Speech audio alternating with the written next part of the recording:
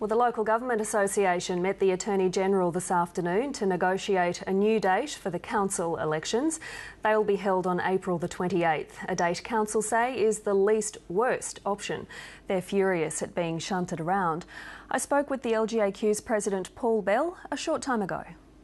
Councillor Bell, what was your reaction when you heard that the council elections were going to be delayed? Look, one of total disgust.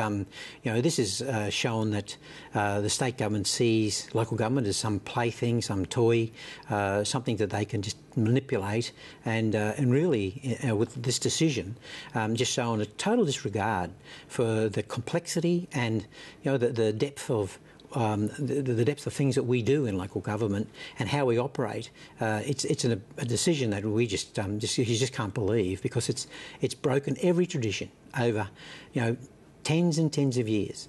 But the LGAQ put out a press release last week urging the government not to have the state and council elections too close together because it would just be too confusing for voters. Aren't you now getting what you want?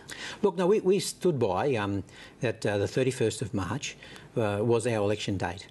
All preparations, both budgetary, both within the way in which the machinery of local government works, and electorally, have been now done on that date. Now, if the state wants to change and alter and put its election date somewhere, let them put their election date in April and leave us alone. Anna Bligh says, though, that voters deserve to hear the findings of the Flood Commission inquiry before they go to the polls, both at a state and local level. Do you agree with that? Look, I don't. All of the assessment we've seen is that local governments and councillors are not in any way looking at some adverse findings from the inquiry. If there are some issues which have now come out of some media inquiries, those issues seem to be fairly and squarely pointed at the state. It's a state problem, not a local government problem. But this, what's happening now is local government's paying the penalty for some new inquiry provision that's being undertaken about a state government agency and about some state GOCs. It's not local government we're looking at now having, the reasons being given for the extension of the inquiry. It's not us. We haven't caused the problem. Why should we become the victim? You had a discussion with the Attorney-General, Paul Lucas, this afternoon about a new date. What was the mood like in that meeting?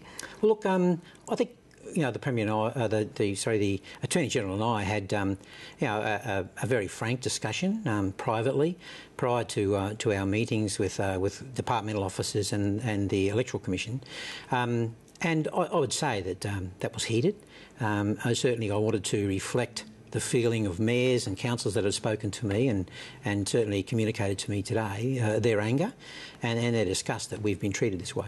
Look, but at the end of the day, if the Premier's made this decision, we've got to make it work, haven't we? We've got to make sure that things happen right. So which date do you prefer now? So look, we've proposed to the Attorney-General to take to the Premier that the 28th of April would be the best date for us. If we go into May, we're really going to cause budget problems for bigger councils, because again we'll be pushing that budget cycle back, and councils need to get out their rates and charges, their service fees and other financial issues, but really resolved by the 30th of June, and that's critical to us. It's in the way in which we work. Councillor Paul Bell, thanks for speaking with me. Thank you.